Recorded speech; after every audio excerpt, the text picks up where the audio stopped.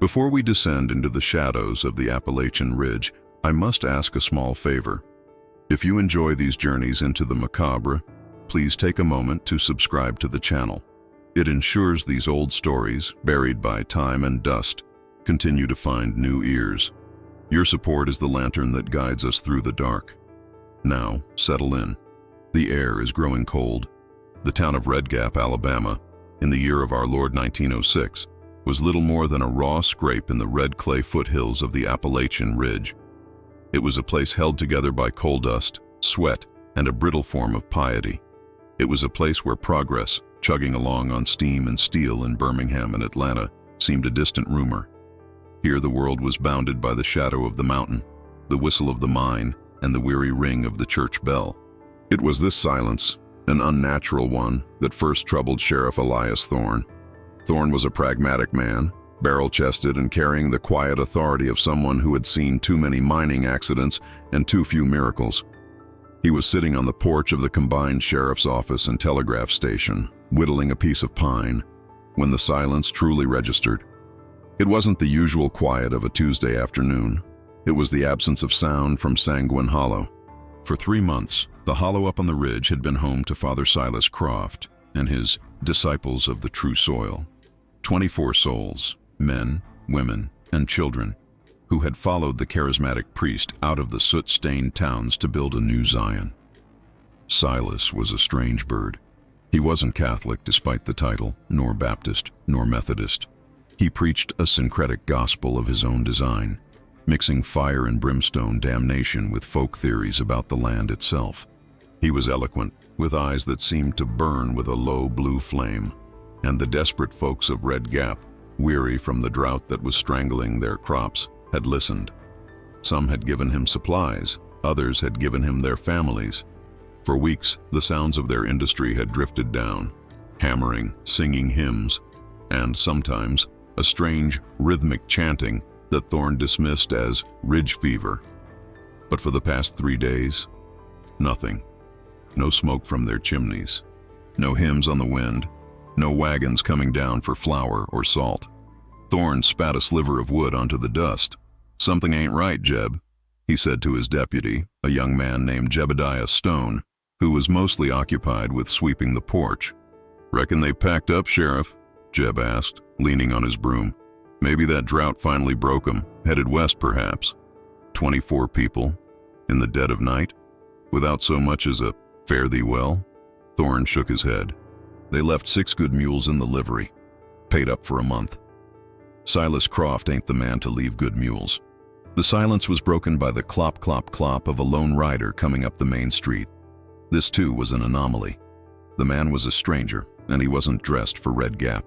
He wore a city suit, now gray with dust, and a bowler hat. He rode a tired-looking mare and dismounted with the stiffness of a man unused to the saddle. He looked, Thorne thought, like a banker who'd taken a very wrong turn. The man tied his horse to the hitching post, his hands trembling slightly. He was pale, perhaps in his late 20s, with a trimmed mustache and eyes wide with a frantic, sleepless energy. He marched directly to the porch. "Sheriff Thorne?" the man asked, his voice clipped, educated. "Atlanta," Thorne guessed. "That's me. My name is Arthur Vance. I am here from Atlanta. I am looking for my sister." Thorne stopped whittling. "And who might your sister be, Mr. Vance?" May Vance. She fell in with a congregation, a man calling himself Father Silas Croft. They sent word they were settling here, in a place. I believe the letter called it Sanguine Hollow." Thorne stood up slowly, the piece of pine falling from his lap. He brushed the shavings from his trousers. "Mr. Vance, I was just remarking on the quiet from that very hollow." A flicker of pure terror crossed Arthur Vance's face, a terror that seemed to momentarily overwhelm his stiff city manners. What kind of quiet, Sheriff?" "The kind," Thorne said, fixing his gaze on the ominous wooded ridge that loomed over the town. "That means 24 people have either left in a hurry or they never left at all." The ride up the ridge was arduous. The trail to Sanguine Hollow was less a road and more a suggestion, a winding goat path choked with kudzu and thorny brambles that seemed to snatch at their clothes. Sheriff Thorne led the way on his steady gelding, his shotgun resting in a scabbard by his knee. Arthur Vance followed, his discomfort on horseback plain to see. The air grew thick and humid as they climbed, the pine-scented breeze of the lower elevation giving way to a stagnant, swampy stillness. The heat was oppressive, a wet blanket that seemed to amplify the silence. The usual chatter of squirrels and birds was muted. Even the insects seemed to buzz in a lower, more sinister key. "How well did you know this Father Silas?"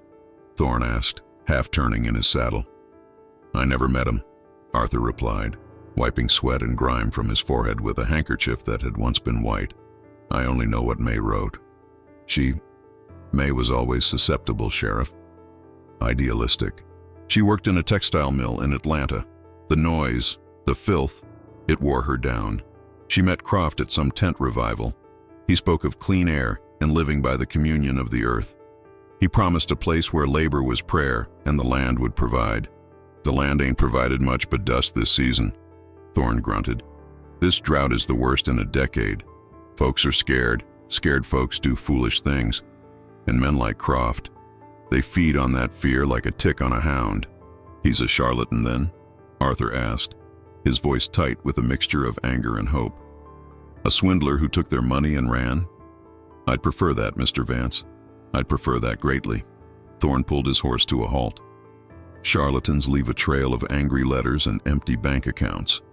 I'm worried about what else they might leave." They crested the last rise. Sanguine Hollow opened up before them like a wound in the earth. It was a shallow, bowl-shaped valley, perhaps a mile across, with steep, wooded sides.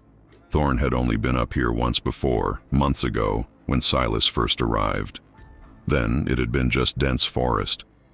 Now a settlement stood in the center. It was not a camp. It was a village. There were 8 small, neatly constructed cabins made of fresh-cut pine, a larger central building that served as a meeting house, and several plots of tilled earth that were, as Thorne predicted, cracked and dry. A few bony chickens pecked listlessly at the dirt. But there were no people, no children playing, no women hanging laundry, no men tending the gardens or chopping wood. "Hello, the camp!" Thorne called out, his voice sounding unnervously loud in the dead air. The only reply was the caw of a distant crow and the sudden frantic clucking of the chickens, disturbed by their arrival. "May!" Arthur Vance shouted, ignoring Thorne's warning hand. He slid ungracefully from his horse and ran toward the nearest cabin, his city shoes sinking into the dust. "May!" Thorne dismounted, pulling his shotgun from its scabbard. He scanned the perimeter, the tree line, the dark, unblinking windows of the cabins. Everything was still, too still. It was the tidiness that unnerved him the most. There were no signs of a struggle, no overturned wagons, no scattered belongings. A stack of freshly split firewood sat neatly piled by the meeting house.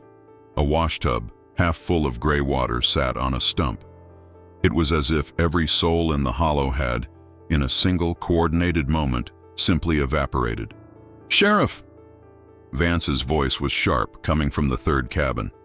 Thorne moved quickly, the shotgun held at his hip. He found Vance standing just inside the doorway, frozen. "Look," Vance whispered, pointing. Thorne eased past him. The cabin was small, just one room, but meticulously clean. A straw-tick mattress was made. A simple dress hung on a peg. On a small, crude table sat a tin plate and cup, both washed and drying. And beside them, a single, half-eaten biscuit. It was covered in a fine layer of green mold. "They've been gone for days," Thorne said, his voice low. He touched the biscuit. It was rock hard. "But they left mid-meal, or were preparing one." Vance backed out of the cabin, his face ashen. "This is her cabin. That's her dress. The one I sent her for Easter." "Easy, son," Thorne said, laying a hand on the younger man's shoulder. "We don't know anything yet." "We know they didn't pack," Vance said, gesturing wildly at the tidy room. "They didn't leave. They vanished." Thorne looked around the compound. 8 cabins, a meeting hall, 24 people. He walked to the center of the hollow, turning in a slow circle. Where does a man hide 24 people, and why? He looked at the hard, baked clay of the ground. There were tracks, of course, but they were overlapping and faded, impossible to read. No sign of wagons arriving, no mass exodus of footprints heading into the trees. It was then he noticed the meeting house. The door was slightly ajar, swinging on one leather hinge with a faint, rhythmic squeak. Squeak. Squeak. It was the only sound in the hollow, and it sounded like a dying breath. "Mr. Vance," Thorne called, racking a shell into the shotgun's chamber.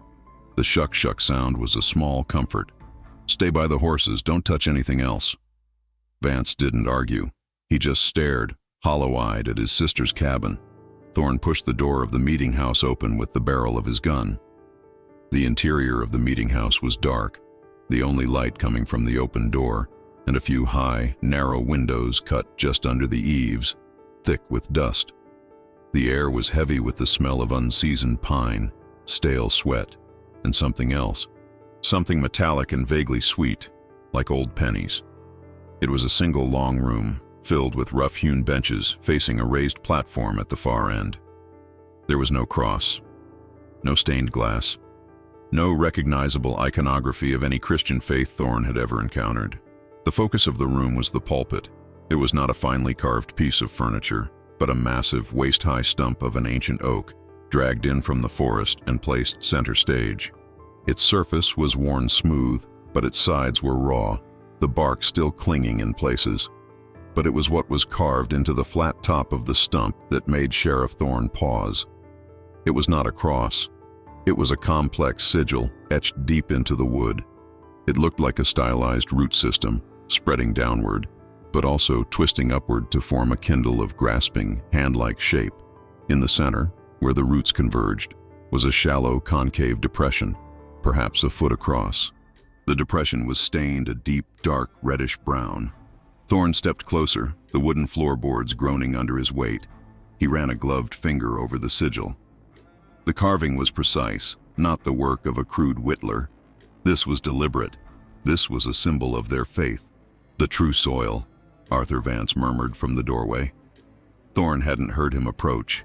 "I told you to wait by the horses," Thorne snapped, startled. "That's what she called it in her letters," Vance said, ignoring the sheriff, his eyes fixed on the stump. "She said Father Silas was teaching them the gospel of the true soil, that the Bible was a map, but the earth was the destination." Thorne looked around the room. Scattered on the benches were hymnals, but they were handmade, bound in simple twine. He picked one up. The title, written in a neat, severe script, was Songs of the Red Earth. He opened it. The hymns were not familiar. There was no Amazing Grace or Onward Christian Soldiers. The titles were The Seed That Sleeps, The Thirsting Ground, and The Crimson Harvest. The lyrics were deeply unsettling. They spoke of planting the old self and watering the roots with devotion. They spoke of a slumber and a glorious awakening, not in the sky, but from the ground. "This is blasphemy," Vance whispered, his voice trembling. "This is a perversion." "This," Thorne said, dropping the book as if it were hot, "is a cult." He moved to the front of the room, behind the stump pulpit. A large, leather-bound book sat on a smaller lectern. It looked like a family Bible, but when Thorne opened it, he found it was half Bible, half journal. The printed text of the King James Bible was there, but it was overshadowed by Father Silas's own annotations, scribbled in the margins in a frantic, spidery hand. The margins were filled with the same root sigil he'd seen on the pulpit. Silas had reinterpreted entire passages. Genesis was not about God creating man from dust, but about the dust creating God. John's gospel of the Word made flesh was twisted into the flesh-made soil, but it was the back pages, the blank ones meant for family records, that held the most immediate clue. Here, Silas had kept his ledger. It was a list of names, 24 of them.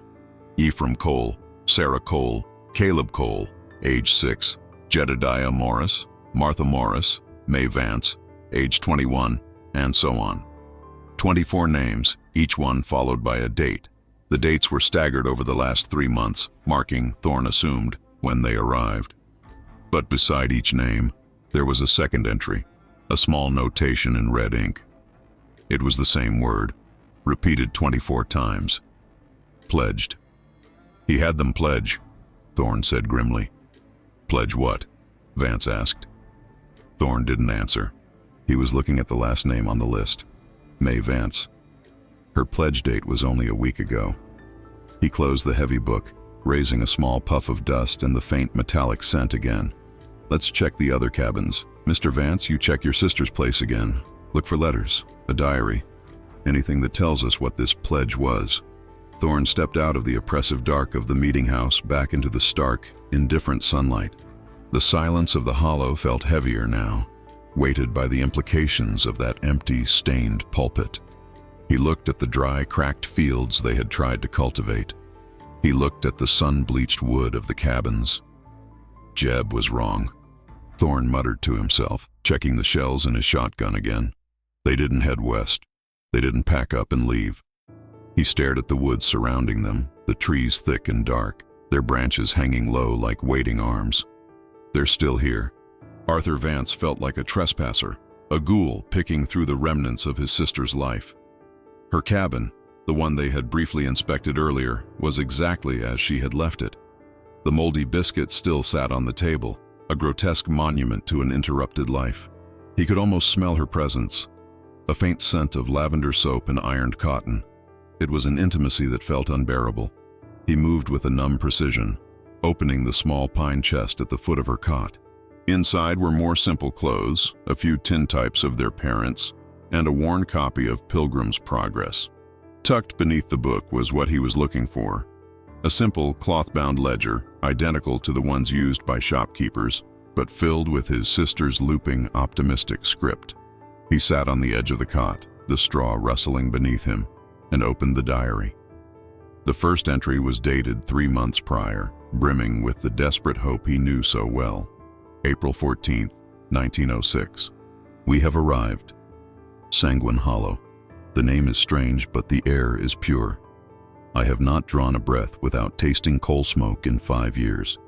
Here, the only scent is pine and damp earth. Father Silas led us in a prayer of thanksgiving. He is a remarkable man. His eyes, they do not just look at you, they see into you. He said the city was a monument to man's arrogance, a tower of Babel built of steel, but that here we would build a monument to God, built of humility and soil. Arthur scanned the next few weeks. The entries were mundane, filled with the hardships and simple joys of pioneers. They described building the cabins, clearing the land, the taste of fresh spring water. They complained about the blisters and the insects, but the tone was overwhelmingly positive. May 2nd, 1906. The drought is proving stubborn. The ground is hard as iron, and our first planting of corn has withered. Brother Ephraim was discouraged, but Father Silas calmed him. He gathered us at the meeting house and spoke of patience. He said the earth is not a slave to be whipped into service. It is a bride, and it must be wooed. He said we must prove our devotion before she will give us her bounty. We sang, "The Thirsting Ground," and I felt a peace I have never known. We are a true family here. Arthur flipped forward. The entries became shorter, the handwriting tighter, as the drought worsened. The optimism was fraying, replaced by a nervous, brittle faith. June 12, 1906. Still no rain, the well is low, and the chickens are not laying. We are on half rations. Jedediah Morris argued with Father Silas, saying we should go down to Red Gap for supplies, perhaps even take work in the mine. Father Silas. He was terrible to behold. He did not shout. He grew calm and his voice was like ice. He said the mine was the womb of the earth, and to steal its black bones was a sacrilege. He said the men of Red Gap were grave robbers, and that we would not partake in their sin. He said the earth provides for its own, and the true soil demands faith. Jedediah wept and begged his forgiveness. A cold dread was settling in Arthur's stomach. He knew his sister. She was kind, gentle, but easily led. He could see her, hanging on this man's every word, her own hunger mirroring the hunger of the dry ground. He turned the page, and the tone of the diary shifted entirely. The date was 2 weeks ago, July 3rd, 1906. A miracle, or a promise of one. Father Silas took us deep into the woods today, past the creek bed, which is now just cracked mud. He led us to a place he calls the Basin. It is a holy place, a natural font of limestone, smooth and wide as a wagon wheel, but sunk into the ground. He said this is the heart of the hollow. He said this is where the earth listens. There were stains on it, old ones. He said the ancient people knew this place. He said they gave of themselves, and the land flourished. July 5th, 1906. We have begun the new rituals. Father Silas says our old prayers were hollow, sent to a distant, uncaring sky. Our new prayers must be given down. We must feed the true soil as we wish it to feed us. Today, we brought the chickens, not to eat, but to pledge. Father Silas held the birds over the basin, and it was difficult. But he said their small lives, their vitality, was a token of our faith. He said the basin drank. I looked. The crimson. It vanished into the stone. It did not pool. It simply soaked in. Father Silas smiled and said the earth was parched and that we had given it a sip. Arthur felt sick. He slammed the book shut, his hands shaking. "Sheriff." He stumbled out of the cabin, the diary clutched in his hand. Thorne was walking out of the last cabin, his face a mask of grim frustration. "They're all the same," Thorne said, seeing the look on Vance's face. "Empty, tidy, food left on tables." "What did you find?" Arthur held out the diary. He was sacrificing animals." Thorne took the book, his thumb rubbing the rough cloth cover. "I feared it was something of the sort. This drought, it's driven men mad before. There's more," Arthur said, his voice barely a whisper. "He wrote about a pledge. May wrote about it too. The chickens were a token. He was preparing them for something else, Sheriff. He was building up to something." "Where is this basin?" Thorne asked, his voice flat. "She wrote it was past the dry creek bed, deep in the woods." Thorne nodded, handing the diary back. "Keep that. We may need it." He looked up at the sun, now past its zenith. "Let's go see this altar." As they walked toward the woods, Thorne paused and looked back at the silent, orderly village. The clean cabins, the stacked firewood, the half-eaten biscuit. "It wasn't a panic, Mr. Vance," Thorne said. "Whatever happened here, they were prepared for it. They cleaned their houses. They sat down for a last meal. This wasn't a flight, it was an appointment." Sheriff Thorne and Arthur Vance moved through the trees, pushing past curtains of Spanish moss that hung limp in the dead air. The dry creek bed was easy to find, a scar of gray, cracked mud and smooth stones that snaked its way down from the higher ridge. They followed it upward, deeper into the unnerving quiet of the forest. The woods here felt older, the trees more densely packed. The canopy was so thick it cast the forest floor in a premature twilight. Arthur, still clutching May's diary, stumbled over a root and caught himself on a poplar tree. He was breathing heavily, his city lungs struggling with the climb and the oppressive atmosphere. "Sheriff," he panted. "What kind of man, what kind of priest, would do this? Twist their faith so completely?" Thorne stopped, waiting for the younger man to catch his breath. "It ain't as hard as you think, Mr. Vance. You take folks who got nothing, folks the world has chewed up and spat out. You take their hunger, their fear of the mine, their fear of the drought. You give them a villain, the city, the mine owners, even the sky itself. Then, you give them a solution, something they can control, something that makes them feel powerful. Sacrificing chickens? It starts with chickens," Thorne said, resuming the climb. "It starts with singing and chanting. It makes them feel part of something secret, something true. He separates them, makes them depend on him for food, for hope, for salvation. After a while, they ain't the people they were. They're his people. And they'll believe whatever he says because the alternative is that they're just starving in the woods for nothing. The alternative is that they're fools, and folks would rather be monstrous than foolish." They climbed for another 10 minutes, the silence broken only by the snap of twigs under their boots. Arthur, desperate to understand, opened the diary again, flipping to the last few pages as he walked. "She kept writing," he said, his voice strained. "Even after the chickens." She was excited. He read aloud, his voice trembling. "July 8th, 1906. Father Silas called me to him today. He said my faith was the strongest, that my pledge was the purest. I told him I would do anything. The ground is still hard, but Father says we have not given enough. A sip is not a draught.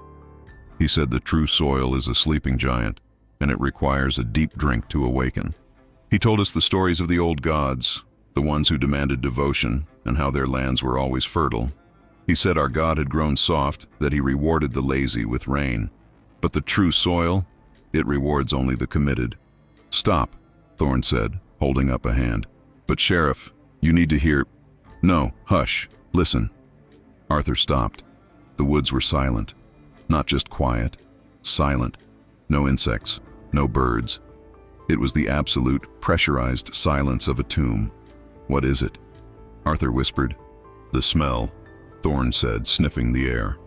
Copper, like an old wound. He pushed aside a low-hanging branch of hemlock. They had arrived. They were in a small clearing, perfectly round, as if the trees themselves refused to grow any closer. The ground was not clay, but bare gray limestone, swept clean. And in the very center, exactly as May had described, was the basin. It was not a man-made object. It was a natural depression, a sink, common in this karst topography. It was about 10 feet across and perhaps 3 feet deep at its center, sloping gently like a shallow bowl. The stone was pale gray, almost white, but the entire interior of the bowl was stained a deep, sickening brownish red. It was not a stain. It looked more like the stone itself was blushing from within. My God, Arthur breathed, taking an involuntary step back. Thorne walked slowly to the edge. The smell of copper was overwhelming. He crouched, examining the surface. May was right. The stone was porous, but the stains, they weren't pooled at the bottom.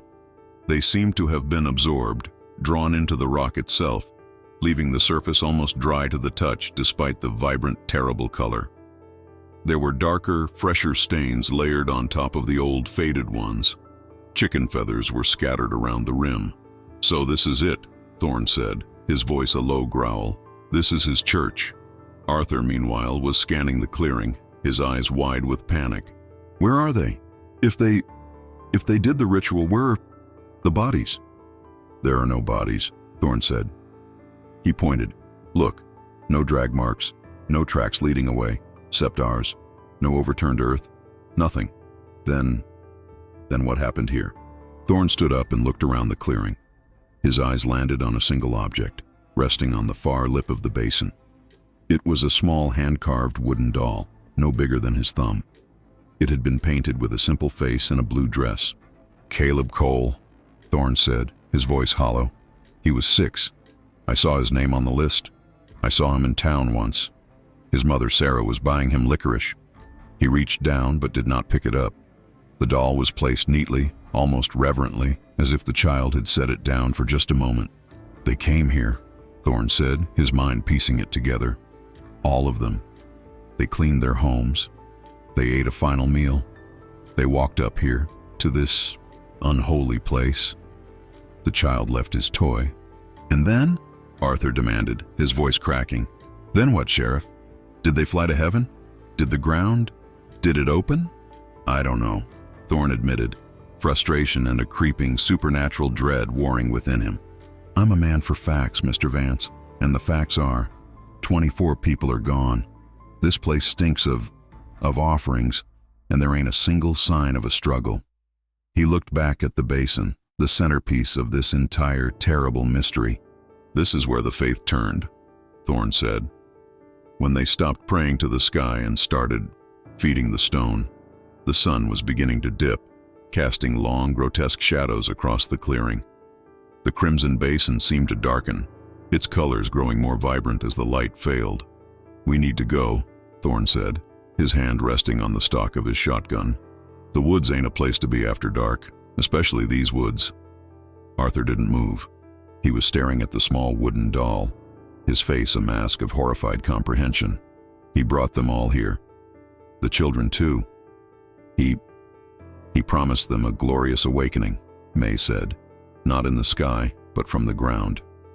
Mr. Vance, Arthur, we leave, now. Thorne's voice was sharp, a command. Arthur tore his gaze from the doll and nodded, numb. He turned and stumbled back the way they came, crashing through the undergrowth. Thorn took one last look at the clearing, at the unnatural stain and the small, lonely toy, before following. The walk back to the hollow was faster, fueled by a shared, unspoken urgency. The silence of the woods pressed in on them, and every rustle of a leaf, every snap of a twig, sounded like a threat. When they emerged back into the clearing of the settlement, the twilight gave the empty cabins a ghostly, insubstantial quality. The chickens had vanished, presumably roosting in the woods. The only sound was the incessant, maddening squeak, squeak, squeak of the meeting house door. "I need to know the end," Arthur said, his voice raw. He was holding the diary. "I have to read the last part." "Son, I don't think I have to." Arthur strode to the center of the compound, sat hard on the stump of a chopping block, and opened the diary. His hands were shaking so badly he could barely make out the script in the fading light. Thorn stood guard, scanning the tree line, his shotgun ready. "The last entries," Arthur said, his voice trembling as he read. They're different. The handwriting is ecstatic. Wild. July 10th, 1906. "The pledge is complete. We are all as one. Father Silas has shown us the final truth. The drought is not a curse. It is a test. It is the true soil telling us of its great thirst. We have given it sips, and it has asked for a draft. We gave it our animals, and it has asked for us. Not our death, our life, our vitality," as he says. July 11th, 1906. Father Silas preached the last sermon tonight. It was beautiful. He said the world of men, the cities, the mines, the false churches, was dying. It was a withered branch. But we are the true seed. We will not die with the old world. We will be planted. We will give ourselves to the true soil, and the basin is the mouth. We will feed the earth, and the earth will keep us. We will sleep in the red earth, and when the harvest comes, when the drought breaks, we will awaken in the corn, in the trees, in the life of the hollow. We will be eternal. We will be the harvest. Arthur's voice choked. He convinced them. He convinced them to go on, Thorn said, his voice like flint. "Read the last one." Arthur swallowed, his eyes scanning the final frantic lines written on the very last page of the book. July 12, 1906. Dawn. It is time. We have washed our homes. We have eaten the last bread. We are all dressed in our finest. Even the children understand. Caleb Cole is not crying. He says he wants to be part of the corn. We go now to the basin. We will not be missing. We will be waiting. Father Silas will be the last. He is the priest of the red earth, and he will be the final pledge. Oh, May, I am not afraid. I am finally clean. I will see you in the harvest. The diary slipped from Arthur Vance's fingers and fell open-faced into the dust. A terrible, suffocating silence descended, heavier than the gathering dark. July 12th, Thorn said, his voice a rasp. That was 3 days ago. Arthur Vance made a sound, a high-pitched, strangled noise that was half sob, half scream. He doubled over, his body racked with dry heaves. Thorn didn't move to comfort him. He was staring at the meeting house. The priest of the red earth. The final pledge. He killed them, Arthur gagged, wiping his mouth. He poisoned them, or cut them. No, Thorn said, his mind racing. There was no poison in the cabins, no sign of a struggle at the basin. He convinced them. He convinced 23 souls to walk into those woods and give themselves to that thing. But how, Sheriff? Arthur cried, getting to his feet. How does one man do that? And where is he? May wrote he would be the last. Is he still out there, at the basin? Thorn's eyes narrowed. He was the priest, the shepherd. But what if the shepherd didn't follow the flock? He turned and strode toward the one cabin they had not yet searched, Father Silas's. It was set apart from the others, slightly larger and closer to the tree line, almost as if it were observing the rest of the compound. The door was locked, a heavy, new padlock. "Stand back," Thorn ordered. He didn't bother trying to pick it. He raised his boot and kicked the door hard just beside the lock. The cheap pine jamb splintered, and the door flew open, crashing against the interior wall. The smell that rolled out of the cabin was not the smell of copper. It was the smell of damp earth, of mildew, and of something else, something like fertilizer. The cabin was, in a word, empty. Unlike the others, which were tidy but clearly lived in, this one was barren. There was no cot, no table, no personal effects. It was a hollow shell, swept clean as if the occupant had never intended to stay. He's gone, Arthur said, standing in the ruined doorway. He took his things and fled. He lied to them. He sacrificed them and ran. Maybe, Thorne said, stepping inside. The floor was dirt, packed hard, but he noticed something in the center of the room, a large, square outline in the dust. Something sat here, something heavy. And in the corner, tossed aside, was a single, muddy burlap sack. Thorne picked it up. It was stiff and stained dark red from the inside. He brought it to his nose. It was the same coppery metallic smell from the basin, but mixed with the pungent ammoniac smell of guano. Fertilizer. "Sheriff?" Arthur said, his voice small. He was pointing at the floor in the center of the room. "The floor. It's different here." Thorne crouched. Where the square outline was, the dirt seemed looser. He dug his fingers into the packed earth. It was damp despite the drought. He pulled, and his fingers caught on something solid. It was a plank of wood, buried. "It's a trapdoor," Thorne said, his heart hammering. "A root cellar."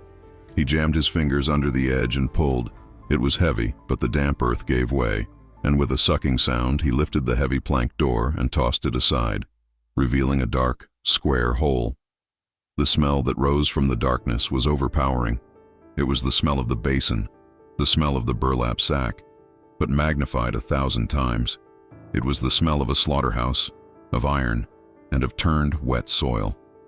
Thorne lit a sulfur match. The small flame illuminated a set of crude wooden steps leading down into the black. "Stay here," Thorne said, his voice a low command. "I'm not," Arthur said, his voice shaking but resolute. "I am not. May is... I'm going," Thorne grunted. He didn't have time to argue. He drew his service revolver, a heavy Colt, and held the match forward. "Then stay behind me, and don't make a sound." He descended the steps. The cellar was small, perhaps 10 feet by 10 feet, with a low ceiling braced by thick timbers. The walls were just packed earth, damp and crawling with roots. The match flame illuminated the contents. Thorne's breath hitched. The cellar was full of them, dozens of burlap sacks identical to the one upstairs, all of them empty. All of them stained a deep, dark, saturated crimson from the inside. They were piled in a corner, like discarded skins. But it was the center of the room that held the true horror. A massive angled trough, built of raw lumber and lined with tin, dominated the space.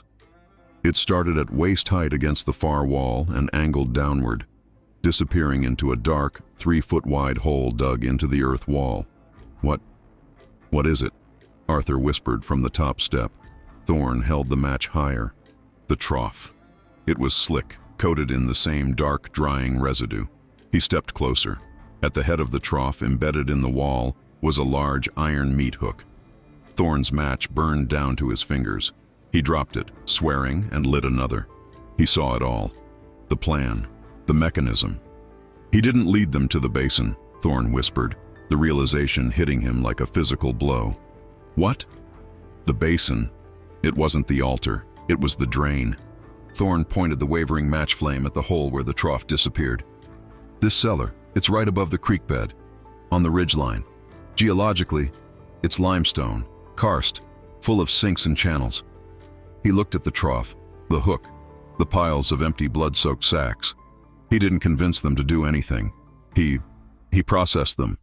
The implication was staggering. The tidiness of the cabins, the last meals, the pledge. He brought them here. Thorne reconstructed, his voice hollow. One by one, or maybe family by family. The final pledge, he'd call it, down into his holy sanctum. He used the hook, the trough. "No," Arthur moaned, sinking onto the steps. No, not May. He used the sacks to carry the offering, Thorne continued, the horror making him cold and clinical. But where? He couldn't. 24 people. The Basin drank, May's diary had said. It soaked in. This trough, Thorne said, his voice trembling for the first time. It doesn't lead to the woods. It leads down, into the rock, into the sinkholes. It feeds the basin from below. He looked at the fertilizer. He wasn't feeding the earth to break the drought, Thorne realized. He was amending the soil. He wasn't praying for rain. He was planting a foul garden. The match went out, plunging them into absolute, suffocating darkness, the thick metallic stench filling their lungs. They scrambled out of the cellar, coughing, dragging the heavy trapdoor back into place as if sealing a tomb. Arthur Vance collapsed against the cabin wall, retching into the dust. Sheriff Thorne stood, his revolver still in his hand, his knuckles white. The sheer, systematic evil of it was beyond his comprehension. This was not the madness of a drought-crazed farmer. This was the methodical work of a butcher. He was the 25th, Thorne said, his voice dead. May's diary said he'd be the final pledge, but he wasn't. He was the harvester. He did this to 24 men, women, and children, and then he just walked away. He's a monster, Arthur wept, his words muffled against his sleeve. A demon. He's a man, Thorne corrected grimly, which is worse. The twilight was almost gone. A deep, bruised purple stained the sky, and the first stars were appearing. The hollow was sinking into a profound, hostile darkness. "We can't stay here," Thorne said, grabbing Arthur by the arm and hauling him to his feet. "Get to the horses. We ride for Red Gap. We'll bring back men and digging tools at dawn, though God knows what we'll find." "Find?" Arthur cried, his voice hysterical. They're in the ground, in the rock. How do you dig that?" "We have to try," Thorne said, dragging him toward the horses. As they reached the edge of the compound, a sound split the night. It wasn't a human sound. It was a low, throaty cackle high on the ridge above them. Thorne leveled his shotgun at the darkness. "Who's there? Show yourself." The cackling stopped. A new sound emerged. A woman's voice, singing a strange, meandering tune, high and reedy. "Old woman Magda," Thorne whispered, lowering the gun slightly. "Who?" "A hermit. Lives up on the high ridge past the hollow. Folks say she's touched. Lives off roots and trapping. I'd forgotten about her." A figure emerged from the trees, silhouetted against the last light. She was skeletal, draped in what looked like animal skins and scraps of cloth, her white hair a wild halo around her head. She held a gnarled walking stick. "The sheriff?" she rasped, her voice like dry leaves. She stopped 20 feet away, her eyes, barely visible in the gloom, fixing on them. "You're late, Sheriff Thorne." "Magda," Thorne said, keeping his voice calm. "What are you doing here? Did you see what happened in this hollow?" The old woman cackled again. "See? Oh, I heard it. I smelled it. The fools, the loud, trusting fools." "What did you hear, Magda?" Thorne pressed. "Singing at first," she said, tapping her stick on the clay. "Happy songs. Then the new songs, the low songs, the songs for the dirt, and then, for 3 days, the other sound." "What other sound?" Arthur asked, stepping forward. Magda's head snapped toward him, her eyes flashing. "The sound of harvesting, the chop, the drag, the sluice, night after night." He was a busy man, the priest, a very busy man. Thorne felt the blood drain from his face. She had heard it. She had been listening, just a few hundred yards away, as Silas Croft enacted his butchery. "Why didn't you do anything?" Thorne demanded. "Why didn't you come to town?" "Do?" Magda laughed, a bitter barking sound. "And tangle with him? I know that kind, Sheriff. He wasn't just a man. He was listening to the hollow, and the hollow was talking back." "That's superstitious nonsense," Thorne said, though the cellar was still fresh in his mind. "Is it?" Magda leaned in, her face a web of shadows. "I've lived on this ridge 50 years. My grandmother lived here before me. She knew the old ones, the ones before the white man. They feared this hollow. They called it the place that drinks hungrily. They made their offerings around it, never in it. They knew what it demanded." She gestured with her stick toward the dark woods, in the direction of the basin. That priest. He didn't fight the drought, Sheriff. He welcomed it. He knew the land was thirsty. He just offered it a different kind of rain. He's gone, Arthur said, his voice hollow. He fled. Magda's smile was a terrifying sight. Did he? A man that full of his own gospel? A man who heard the earth speak and thought it called him father? No, city man. He didn't flee. What do you mean? Thorne asked. He finished his work, she whispered. He fed the 24. He planted his true seed. And then he made the final pledge. May's diary. Arthur breathed. She said he would be the last. But how? Thorne argued. There was no one left to process him. Magda pointed her stick at the basin in the woods. He didn't need the cellar, Sheriff. Not for himself. The 24 were the meal. He was the prayer. He went to the basin, and he gave himself whole, a final arrogant amen. He fed the earth, and the earth, it ate. The image of the porous, stained stone drinking flashed in Thorne's mind. You're mad, Thorne said, but his voice lacked conviction. I'm alive, Magda retorted. They are not. Go home, Sheriff. There are no bodies to find in Sanguine Hollow. There is no killer to catch. There is only the harvest, waiting. She turned and with a speed that belied her age, vanished back into the shadows of the ridge. The ride back to Red Gap was a silent, frantic race against the darkness. The moon was just a sliver, offering no comfort, and the trail down the ridge seemed steeper and more treacherous than before. Arthur Vance rode mechanically, his body slumped in the saddle, the diary tucked into his coat, pressed against his heart. Sheriff Thorne rode with his shotgun across his lap, his eyes scanning the oppressive woods, imagining the sound of the sluice Magda had described. When they reached the edge of town, the few lights of the saloon and the general store seemed impossibly bright, like a bastion of sanity against the vast primal dark of the ridge. They stabled the horses. Go to the hotel, Thorne told Arthur. Get a room, drink some whiskey, try to sleep. Sleep? Arthur looked at him, his eyes dead. How? At dawn, I'm taking a posse up there. We're bringing shovels, picks, and dynamite. I don't care what that old woman says. I am a man of the law. We find bodies, or we find what's left. Arthur nodded, a jerky, puppet-like motion, and shuffled off toward the town's only and very meager hotel. Thorne went to his office. He lit the kerosene lamp, the yellow light pushing back the shadows. The familiar smell of dust, gun oil, and stale coffee was a comfort. He sat at his desk, but the image of the cellar, the trough, and the stains on the basin would not leave him. He had to be sure. He walked to the telegraph station in the next room. The operator, a young man named Finn, was dozing by his key. Finn, wake up, Thorne commanded. Finn jolted awake, blinking. Sheriff, what is it? Ridge fires? Worse. I need you to send a wire to the Pinkerton office in Atlanta and another to the U.S. Marshals in Birmingham. My God, what's the charge?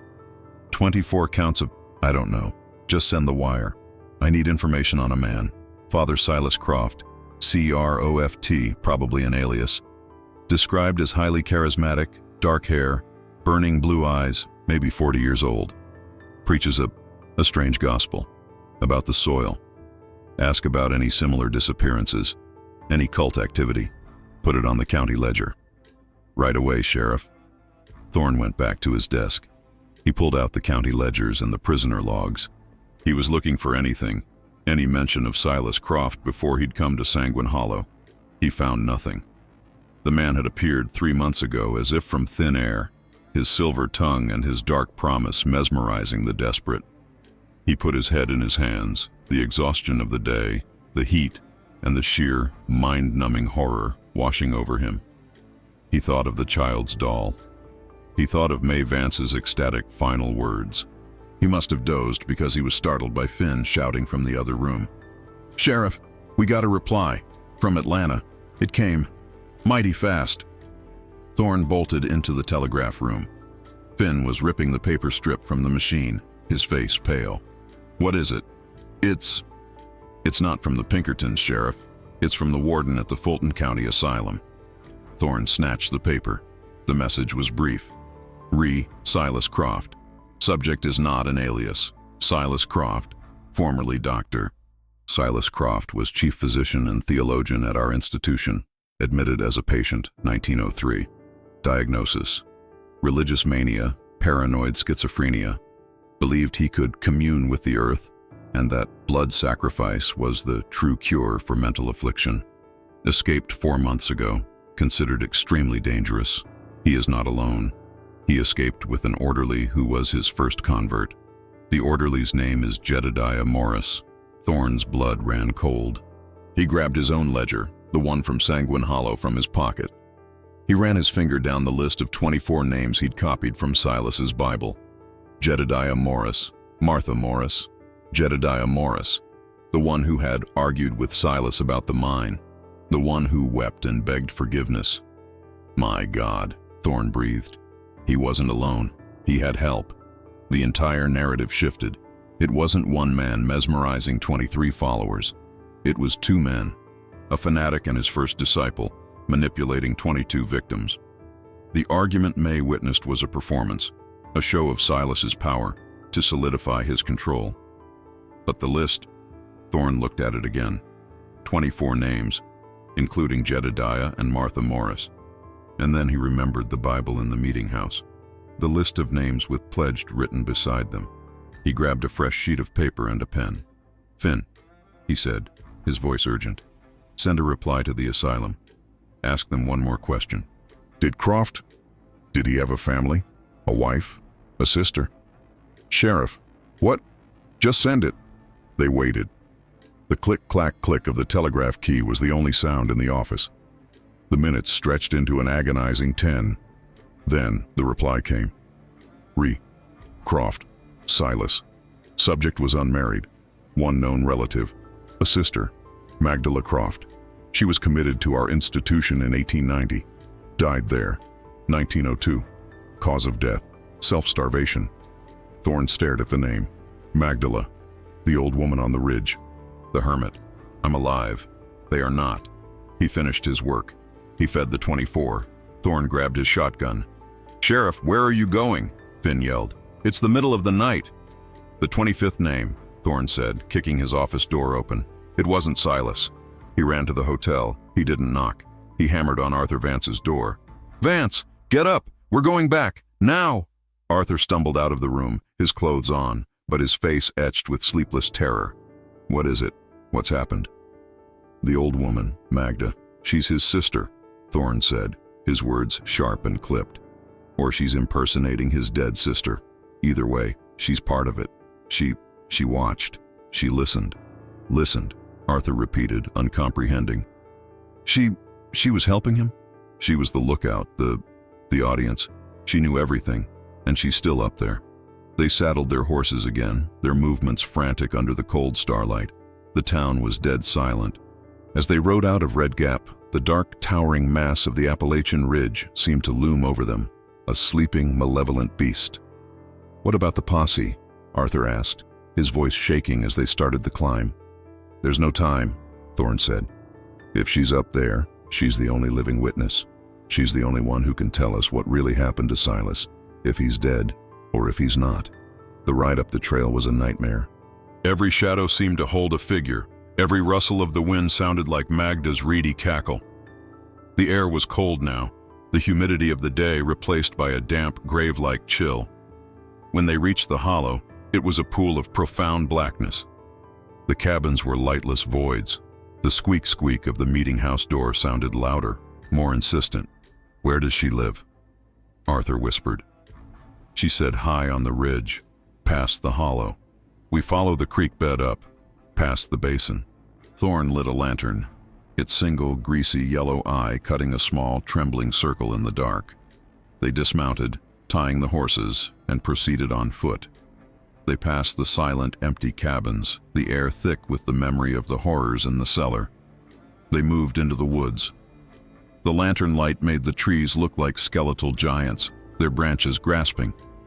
They found the dry creek bed and began to climb. "The smell," Arthur said, clutching his chest. "It's stronger." He was right. The coppery, metallic stench was back, heavier than before. It seemed to be rolling down the creek bed, clinging to the ground like a fog. They came to the clearing of the basin. Thorn held the lantern high. In the center of the clearing, standing on the very lip of the crimson-stained limestone bowl, was old woman Magda. She was not dressed in rags anymore. She was wearing a simple, clean white dress like a burial shroud. Her white hair was unbound, flowing down her back. She was standing perfectly still, her back to them, facing the basin. "Magda Croft," Thorn called out, his voice echoing unnaturally in the clearing. He raised his shotgun. "Turn around. Slow." The woman did not move. "Did you hear me? I said turn around." "She can't," Arthur whispered, pointing with a trembling finger. Thorn moved the lantern light, and he saw it. She was not just standing at the basin, she was in it. Her bare feet were sunk ankle-deep into the limestone, as if the rock had turned to mud, swallowed her, and hardened again. "Oh, sweet merciful," Thorn breathed, taking a step closer. "She said." "He gave himself whole," Arthur murmured, his eyes wide with a terrible dawning understanding. She wasn't talking about Silas." The figure in white turned, her movements slow, creaking, like old wood. It was Magda, but it was not Magda. Her face was pale, her eyes wide and staring, but they were empty. Her jaw hung open, and from her mouth, a small dark root dangled, tapping against her chin. He planted them," Arthur choked out.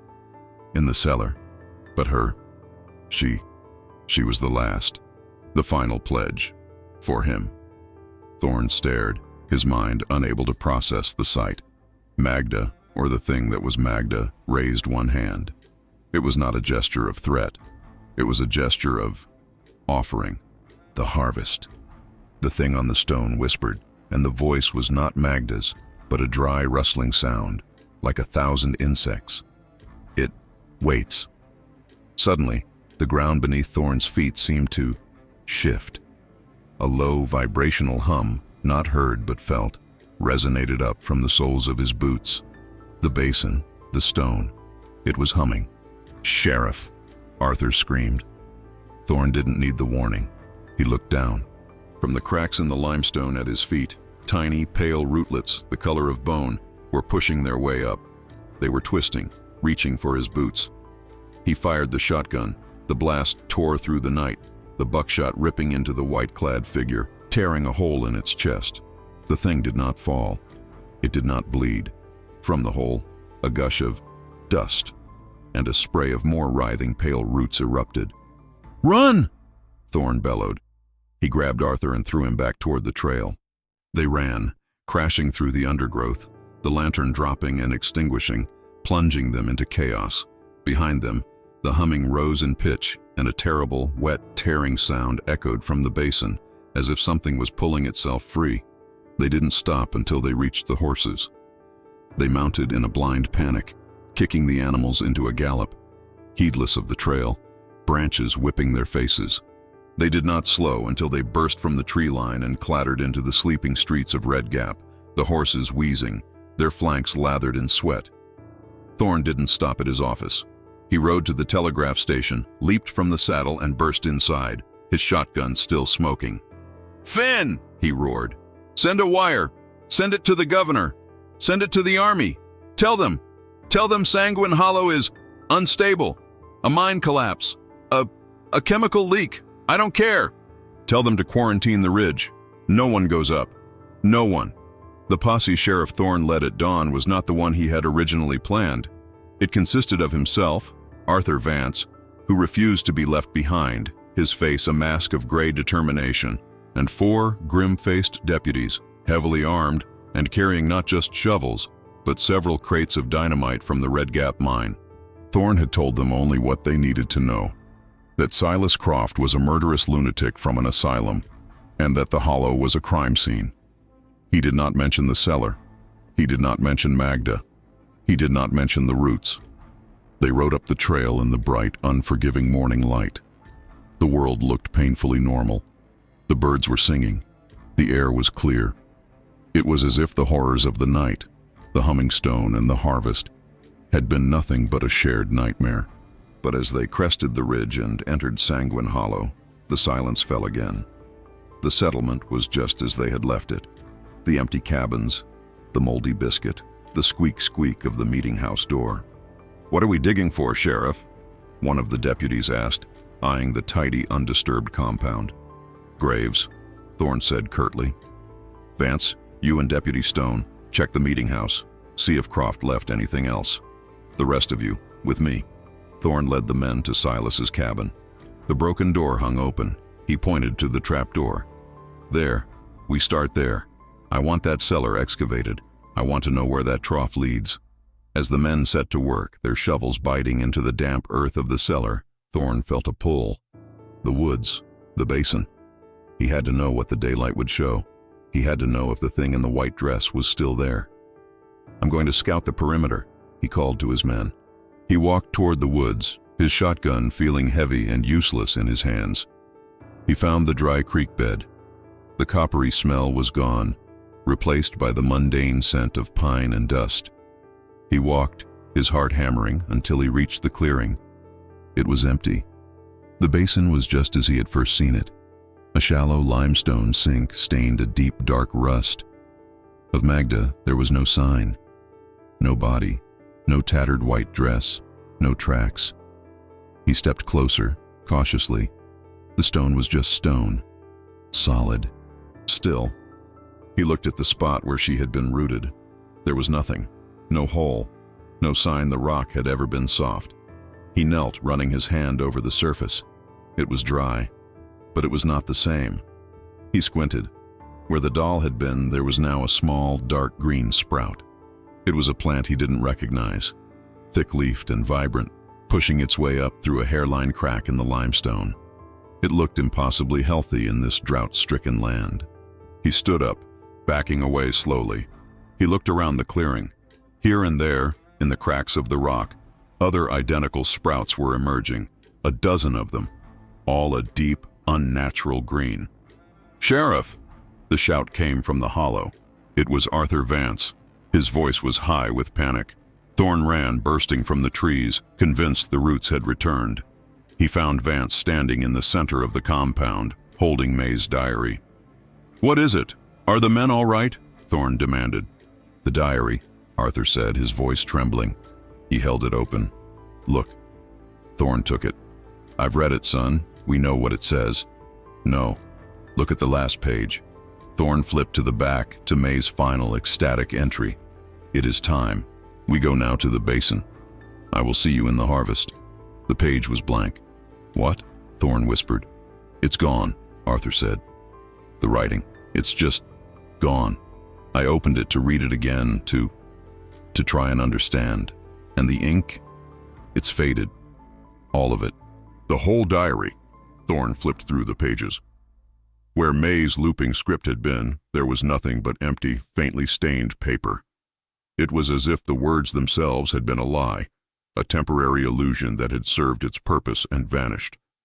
A shout came from Silas's cabin. "Sheriff, you need to see this!" Thorne and Arthur ran to the cabin.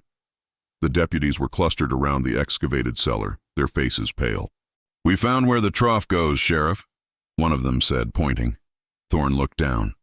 They had dug out the trough. It ended abruptly, at a sheer solid wall of limestone bedrock. It didn't lead to the basin. It didn't lead anywhere. It was just a trough, pointing at a wall of stone. "And the sacks?" Thorne asked. "Gone," the deputy said, shaking his head. "The cellar's empty. Just this trough and a dirt floor. There was never no hook, no stains, nothing." Thorne stared. The empty cellar, the blank diary, the pristine basin save for the new green sprouts.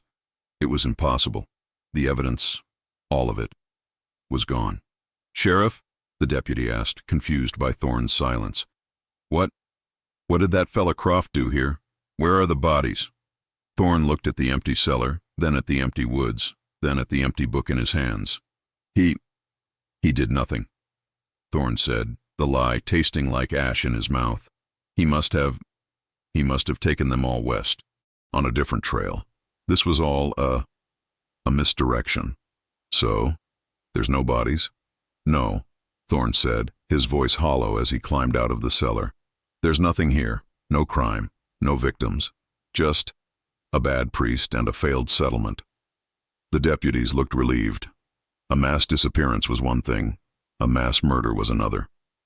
"Pack it up," Thorne commanded. "We're leaving." Arthur Vance looked at him, his face a mask of betrayal and confusion.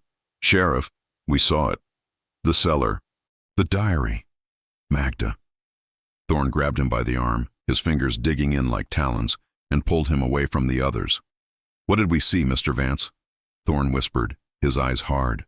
"A cellar that's now empty? A book that's blank? An old woman who isn't there?" "We saw nothing. There is nothing here. Do you understand me?" Arthur stared at him, comprehension slowly dawning. "The land. It cleans up after itself." What do we do?" Arthur whispered. "You go back to Atlanta," Thorne said. "You tell people your sister joined a congregation that went west. You tell them she's lost, because she is. And you?" "I'm the sheriff of a quiet town," Thorne said, releasing his arm. "And this hollow is empty. It's just a patch of bad land." He turned to his deputies. "Let's go, and bring that dynamite. We're sealing this cellar, and the well. I don't want any squatters getting ideas." As the men worked, setting the charges, Sheriff Thorne took one last walk to the edge of the woods. He looked toward the hidden basin. He saw the tops of the trees, silent and still. He thought of the 24 names, and the 25th, Magda, who had been consumed. He thought of the impossible green sprouts pushing up from the solid rock. The harvest. The first explosion rocked the hollow, the sound of the dynamite a brutal modern sacrilege in the ancient, waiting quiet. Thorne turned his back on the woods and didn't look back.